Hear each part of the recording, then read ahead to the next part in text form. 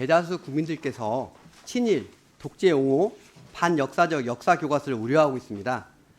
다시는 박근혜 정권 시대 때 역사 국정교과서 사태가 재발해서는 안 된다고 말하고 있습니다.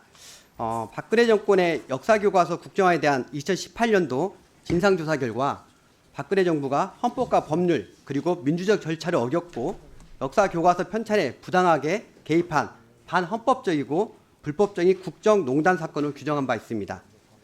결국 2017년 5월 31일 국정 역사교과서는 폐지되었습니다. 이와 같은 국정농단 사건이 다시는 일어나지 않아야 합니다. 그러나 2024년 현재 대한민국 주요 역사기관의 기관장들은 뉴라이트 계열 학자들이 지금 장악하고 있습니다. 박근혜 정권 시 역사교과서 국정화 책임자였던 공직자들이 윤석열 정권 교육부의 요직을 차지하고 있고요. 친일을 미화하고 특히 친일을 미화하고 독재를 편드는 한국 한계평가 교과서를 집필한 사람이 교육부 장관의 청년 보좌역으로 발탁되기까지 했습니다. 더욱 심각한 문제는 친일 미화 반역사 세력이 교과서를 검정 심의하는 핵심 자리에 역사교과서를 심의하였다는 것입니다. 2024년 윤석열 정권의 제2의 역사교과서 사태가 발생했습니다. 이에 장관님께 질의하겠습니다. 네, 장관님. 네. 교과용 도서에 관한 규정에 따라서 고등학교 한국사 검정심의위원회를 구성하고 임명하셨는데요. 2013년도 10월경에 네네. 사전에 심의위원 경력이나 양력 등을 잘 고려해서 임명하셨나요? 네, 뭐 그렇게 했다고 생각합니다. 네. 네네.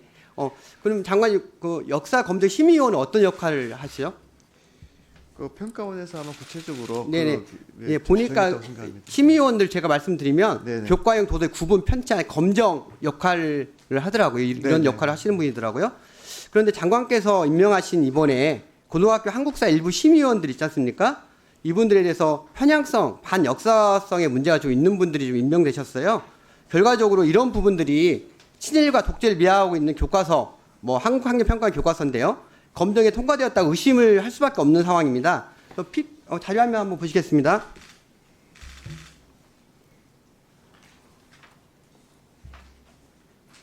시간은 네네. 네. 네, 자료화면 보시면요. 이정수 동서대 교수 분이 계시는데요. 이분은 2016년도 역사교과서 국정화 사태 당시 친일미화, 옹호 등 반역사적 성향으로 꾸려진 고교 한국사 교과서 수정심의회 연구위원으로 활동하였습니다. 장관님께서는 알고 계셨나요? 네, 제가 뭐 구체적인 그 연구위원들 뭐 한 분 한 분에 대해서는 제가 네네, 아는 바가 알겠습니다. 없습니다. 네. 또한 그 강원대학교 사학과 한성주 교수의 경우도 있는데요. 이분도 2016년도 역사교과서 국정화 사태 당시 국정교과서 집필진으로 참여한 뉴라이트 구성원들인 손승철, 연민수 씨가 회장을 맡았던 한일관계사학회의 편집이사로 현재 활동하고 있습니다. 이 부분도 잘 몰라셨겠죠? 네, 모르셨겠죠? 네, 그 교육과정 평가원에서 심의위원을 구성합니다. 그래서 교육부가 이 부분을 네네. 관여하지 않고 있습니다. 네. 또 말씀드리겠습니다. 장관께 또 이촉하신 심의원 중에 한남대학교 사학과 김윤혜 교수라는 분이 계십니다. 어떤 분인지 아십니까? 네, 뭐 같은 취지로 제가 잘 모릅니다. 예, 예. 네. 자료화면 자료화면 보시죠. 자료화면 보시면 김윤혜 교수는 이완용 평전이라는 책을 썼습니다. 뭐 저술을 할 수도 있죠. 근데 그중 일부만 말씀드리겠습니다. 대한민국 국민 모두가 분노하는 소위 매국노 이완용을 대해서 을사조약 체계를 주도한 합리적 현실주의자라고 평가했고요. 외국의 책임에 갇힌 배제된 타자라고 옹호하고 있습니다. 또 체계인들 목차를 봐도 더 황당합니다. 충성스러운 신하에서 기민한 정치인으로 애국과 매국의 갈림길에서 현실주의와 실용주의를 표방하며 친일로 나아가다 온통 친일 행위를 옹호하고 있습니다. 이런 부분이 반역사적 행정 일부 심의위원이 이번 역사교과서 검정심의에 참여한 것은 계획적인 행위로밖에 볼 수가 없고요. 수많은 내용적 오류와 절차적 문제점이 지적되고 있는 한국한계평가원 역사교과서 검정 통과 무관하지 않다고 생각합니다. 그렇기 때문에 이번 역사교과서 검정 결과는 모두 재검토돼야 한다고 보고 있고요. 장관께서는 이런 부실하고 편향된 검정 심사 결과에 대해 무거운 책임감을 갖고 좀 수습을 해야 된다고 생각하는데 그렇게 생각해 주시겠습니까? 저희는 뭐 그 교육과정 평가원에서 그 절차를 준수해서 잘 진행이 됐다고 생각하는데요. 그럼 구체적인 부분에 대해서는 저희 네네. 교육부가 더 다시 한번 따져보겠습니다. 지난번 국정감사 때 장관님께서 역사교과서의 편향성, 교육부 개입 등에 대해서 장관님께서는 장관직을 수행하면서 이념이나 정파와는 관계없이 아이들의 미래만 보고 모든 것을 열어놓고 최적의 솔루션을 찾아가는 그런 노력을 하고 있다. 이렇게 말씀하셨는데요. 1년이 지난 지금 그런 편향성 없이 수행해왔다고 평가하십니까? 저는 뭐 그런 부분은 네네. 제가 자신 있게 말씀드립니다. 네, 자료화면 보시겠습니다. 네. 장관님이 의도하셨든 하지 않으셨든 간에 보시는 바와 같이 장관님 주변에 수많은 핵심 공직자와 기관장들은 다수 2016년도 국정교과서 당시에 주역들이 지금 차지하고 있습니다. 뭐 교육과 역사기관 핵심 기관장들은 대부분 친일과 독재를 미화하고 옹호했던 학자들이 차지하고 있고요.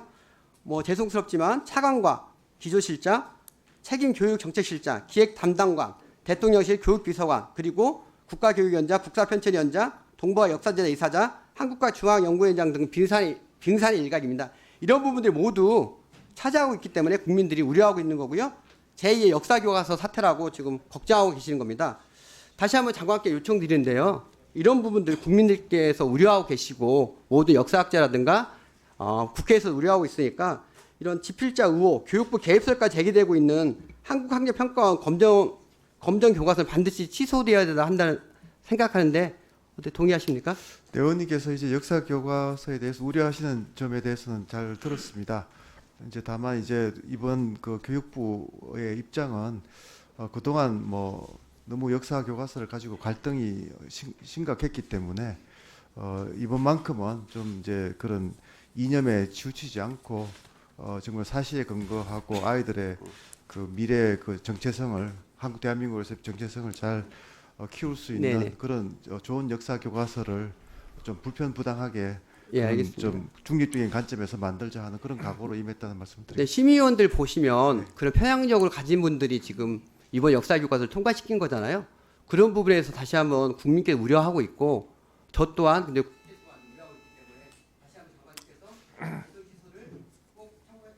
그런 편향성이 있는 부분에 대해서 저희가 다시 한번 살펴보겠습니다. 네, 감사합니다. 네, 우리